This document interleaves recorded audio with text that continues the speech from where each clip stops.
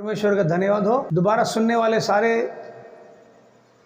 भाई बहनों को जय मसीह की, प्रेज द लॉर्ड। परमेश्वर सभी को आशीष करे। दोबारा मैं आपको उठा ले जाने के बारे में थोड़ा बात करना चाहता हूँ।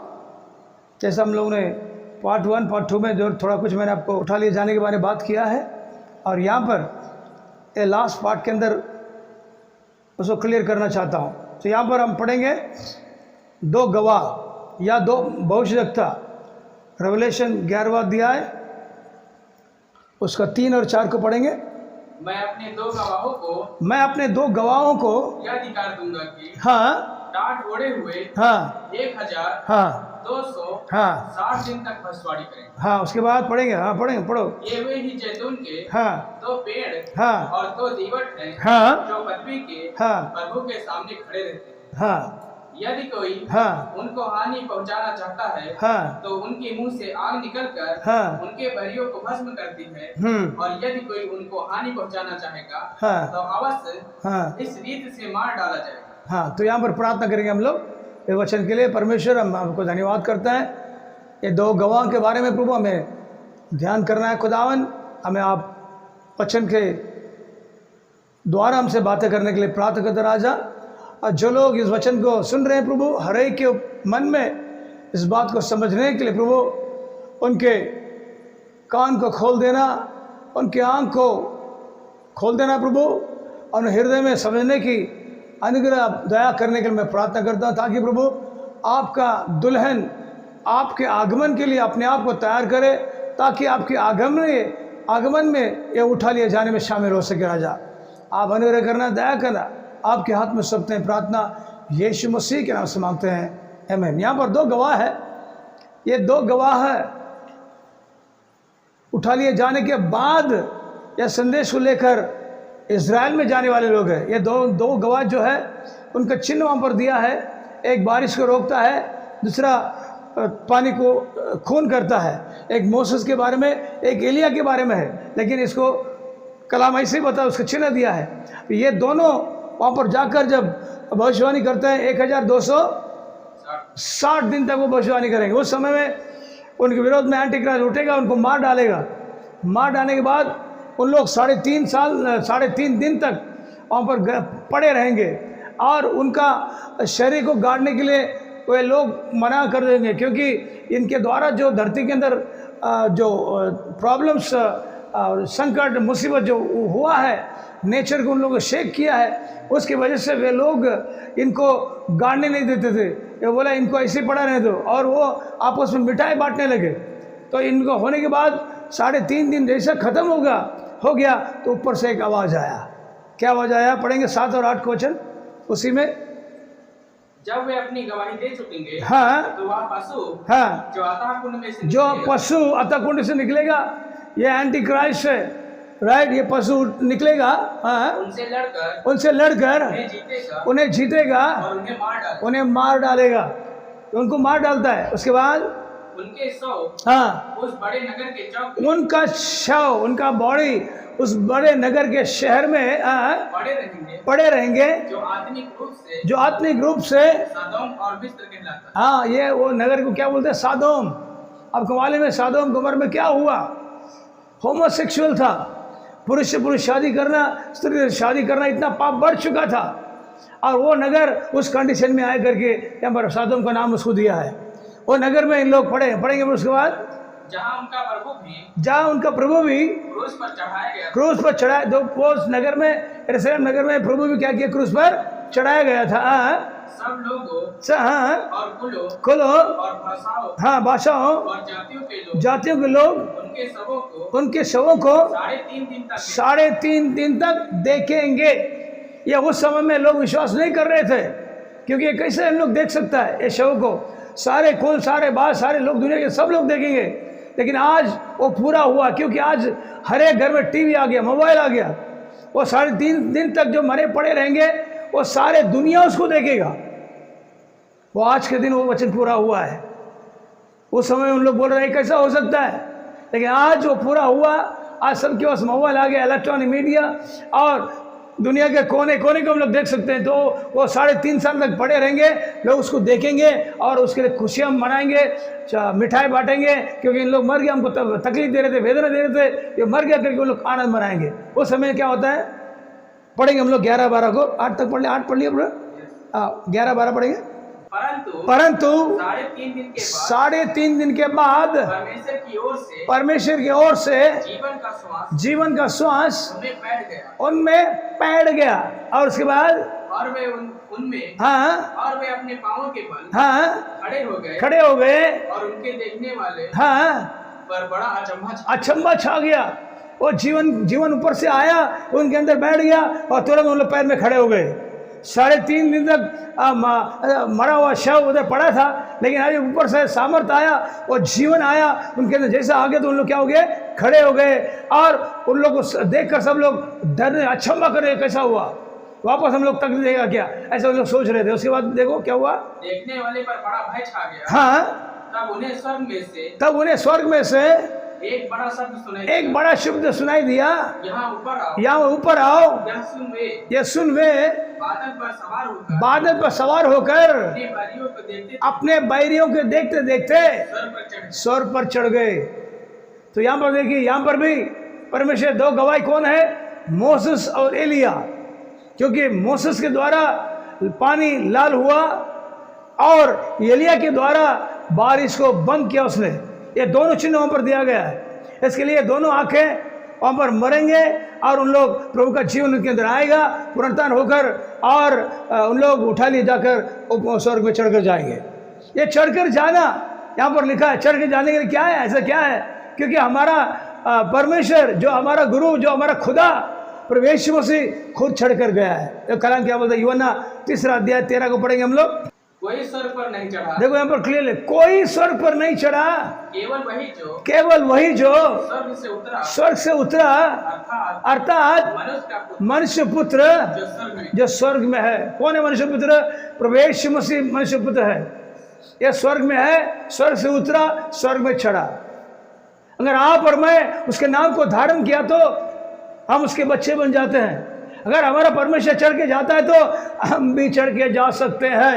याद रखिए, विश्वास करना होगा, क्योंकि कलाम में से लिखा है हमारा प्रभु खुद चढ़ के गया। और देखिए एफिशिएंस उसका 4 अध्याय 8 और 9 के अंदर पढ़ेंगे, वहाँ पर भी उसके बारे में संत पौलुस बात करता है। यूहन्ना के अंदर यूहन्ना बोल रहा है, वो मनुष्य पुत्र जो यीशु मसीह उतरा और चढ़कर गया करके लिखा है। इसलिए यहाँ पर हम देखते हैं ये संत लोग चढ़ कर गए, हम देखते हैं संत लोग चढ़ कर गए, यीशु मसीह देखते थे कि चला गया, राइट, एलिया चढ़ कर गया, एनोक चढ़ कर गया, ये सब स्वर्ग में चढ़ कर गए करके लिखा। क्योंकि याकूब परमेश्वर ने वो सीढ़ी बताया जो आकाश धरती के अंदर है, उसमें देवदूत उतरते चढ़ते, ऐसा उन्होंने दर्शन देखा था। उसको बेतेल करके नाम रखा याकूब ने। तो आज हम देखते हैं क्या बोलता है, पढ़ेंगे। इसलिए वह कहता है वह ऊंचे पर चढ़ा और बंदियों को बांध ले गया और मनुष्यों को दान दिए। या हमारा प्रभु यीशु मसीह है। नीचे पढ़ो, और उसके चढ़ने से वो चढ़ कर गया, उसके चढ़ने से और क्या पाया जाता है? केवल यह कि वो पृथ्वी की निचली जगहों में उतरा भी था। हमारा परमेश्वर आकाश धरती का सारे ग्रह का मालिक है। वो किधर भी जा सकता है, किधर भी आ सकता, उसको कोई रोक नहीं सकता। वो सर्वशक्तिमान परमेश्वर है। वो स्वर्ग में चढ़ कर गया और पाताल के अंदर भी जाकर आया। पाताल उसको पकड़ नहीं सका, मरण उसको पकड़ नहीं सका, मरण को जीता। और उसने कहा यूहन्ना 5:24 के अंदर, उसने बोला मेरा शब्द सुनकर जो मेरे भेजने की प्रतीति करता है, अनंत काल का जीवन उसका है। वो मरण को पार कर जीवन में प्रवेश कर चुका है। उसको उस पर दंड के आगे नहीं होगी। वो मरण को पार कर जीवन में प्रवेश कर चुका है करके बोला है। अगर आप और मैं उसके बच्चे लोग हैं तो हमारे अंदर भी वो सामर्थ परमेश्वर देने का तैयार है। लेकिन हम विश्वास करने में तैयार है क्या अभी हमको अलग अलग विश्वास, अलग अलग बोधना देकर हमारा दिमाग को खराब करके रखा है। हम परमेश्वर वचन को विश्वास करेंगे तो हमारे लिए होगा। इसलिए जैसा वो चढ़ कर गया, उसके सारे संत लोग चढ़ कर गए। कर हमने कई उदाहरण हमको दिया। अभी देखो, चढ़ के जाने के पहले उसके सामने इकट्ठा करना जरूरी है। इसलिए हम लोग पढ़ेंगे 2 थिस्सलुनीकियों उसका 2 अध्याय, 2 थिस्सलुनीकियों उसका 2 अध्याय 1 वचन को पढ़ेंगे। हे भाइयों, अब हम अपने प्रभु यीशु मसीह के आने और उसके पास अपने इकट्ठे होने के विषय में तुमसे विनती करता हूँ। हम लोग इकट्ठा होना है उसके पास। जब तक इकट्ठा नहीं होंगे, इसलिए भाई ब्रैनम कहते हैं उसकी कलीसिया, यीशु मसीह कलीसिया यूनिवर्सल बेसिस पूरे दुनिया के अंदर उसकी कलीसिया वहाँ छोटा छोटा झुंड है जो पवित्र आत्मा से उसके प्रेरणा होता है, पवित्र आत्मा से उसका अगुवाई होता है, पवित्र आत्मा का बोधना वहाँ पर हो रहा है। वो दुल्हन को परमेश्वर क्या कर रहा है? तैयार कर रहा है, और पूरे दुनिया के अंदर है। इसको प्रभु क्या करेगा? इकट्ठा करेगा। क्योंकि इकट्ठा करने के लिए उसकी आवाज़ को आप सुनना जरूरी है। आखिर तुरई फूकी जाएगी, तब जो जीवित जो मरे हैं वो पुनरुत्थान में आएंगे, जिंदा होकर आएंगे, और जो जिंदा उनका रूपांतर होगा। ये तो होने वाला बात है, इसको हम विश्वास करेंगे तो हमारे लिए होगा। क्योंकि रैप्चर समय वो नजदीक है, प्रभु का आगमन नजदीक है। वो गुप्त आगमन में आप प्रभु आएगा तो हम लोग उसके जाएंगे। उसके लिए प्रभु ने उदाहरण दिया। हम देखेंगे साथ कभी रूपांतर होता है प्रभु कभी रूपांतर हुआ? मैथ्यू 17 अध्याय, वहाँ पर 1, 2, 3 को पढ़ेंगे तो वहाँ पर 6 दिन के बाद 7वें दिन में वो रूपांतर होता है। उसने याकूब, यूहन्ना और पतरस को लेकर अपने साथ वो पहाड़ की ऊंचाई में गया, उनके सामने उसका रूपांतर हुआ। और वहाँ पर मोसेस एलिया आ गए। जो एलिया को हम लोग ने रेवलेशन प्रकाशित वाक्य 11वें अध्याय के देखे, वही चीज़ को, सीन को वहाँ पर हम लोग देख रहे हैं। वहाँ पर मोसेस एलिया उनसे बातें कर रहा है और उसका रूपांतर हो गया। वो खुदा है, धरती में मांस के अंदर अपने आप को छुपा कर वो बात कर रहा है। तो यहाँ पर हम परमेश्वर वचन को देखते हैं, मैथ्यू के अंदर लिखा है। उसके बाद मरकुस के अंदर 9वां अध्याय 2 से 4 तक पढ़ेंगे तो वहाँ पर वही सीन है।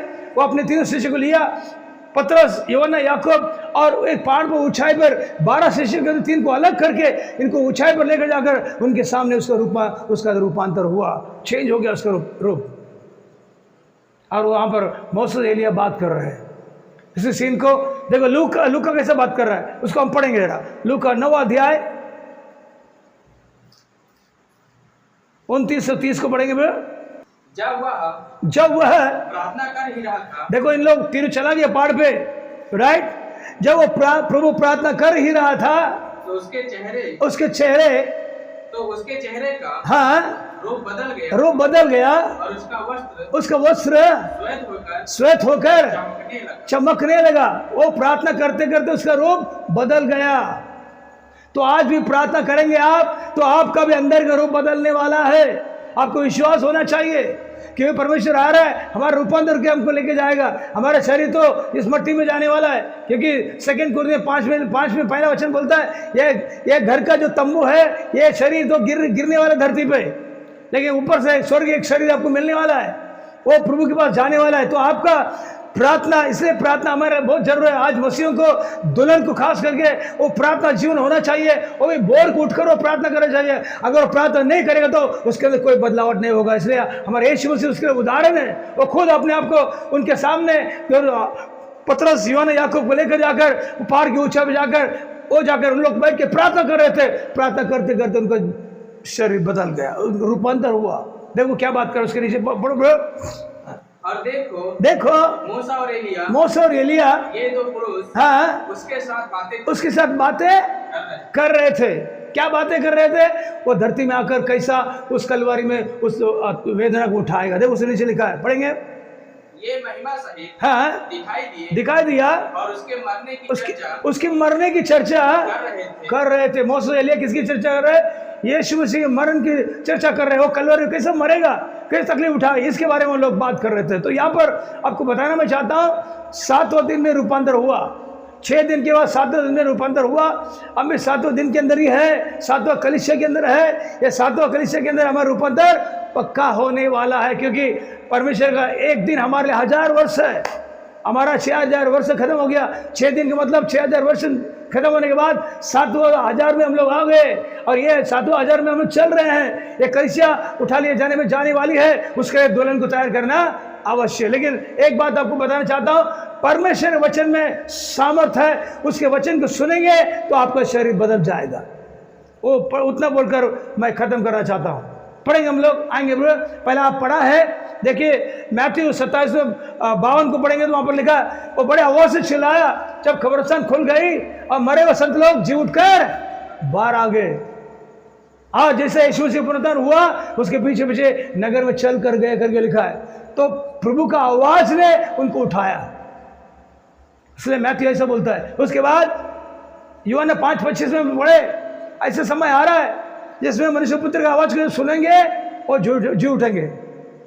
5:25 क्या बोलते मैथ्यू यूहन्ना 5:25 क्या बोलते पढ़ेंगे, क्योंकि उसका आवाज सुनेंगे तो ही वो जी उठ कर आएंगे, नहीं सुनेंगे तो हाँ। मैं तुमसे सच सच कहता हूँ वो समय आता है और अब है जिसमें मृत्यु परमेश्वर के पुत्र का शब्द सुनेंगे और जो सुनेंगे वो जिएंगे। तो रूपांतर होने के लिए और उठा लिए जाने के लिए उसका आवाज को आप सुनना पड़ेगा। उसका आवाज आपके पास आएगा। तुरई क्या है, आखिर तुरई क्या है, तुरई क्या है, संदेश दे रहा है। प्रभु बात कर रहा है आपसे, आपको तैयार होने कह रहा है, आपको तैयार करके वो लेके जाने के लिए आ रहा है। तो तुरई क्या हुआ, उसका शब्द आपको सुनना जरूरी है। तो यूहन्ना 11वां अध्याय 43 से पढ़ेंगे तो उस कब्रिस्तान जहाँ पर लाजर रखा था वहाँ पर चला गया प्रभु और बोला लाजर बाहर निकल। उस आवाज़ को सुनकर 4 दिन से सड़ा हुआ लाजर जिंदा होकर बाहर आ गया। तो यहाँ पर आपको बताना मैं ये चाहता हूँ, आपका रूपांतर और आपका उठा लिया जाना होना है तो आप परमेश्वर आवाज़ को सुनना पड़ेगा। आपको प्रार्थना करना अवश्य है, आपको प्रभु के साथ चलना अवश्य है। जब उसके साथ चलोगे तो उसका आवाज़ को आप सुनोगे, अगर प्रार्थना नहीं करोगे तो उसका आवाज़ को आप सुनेंगे नहीं।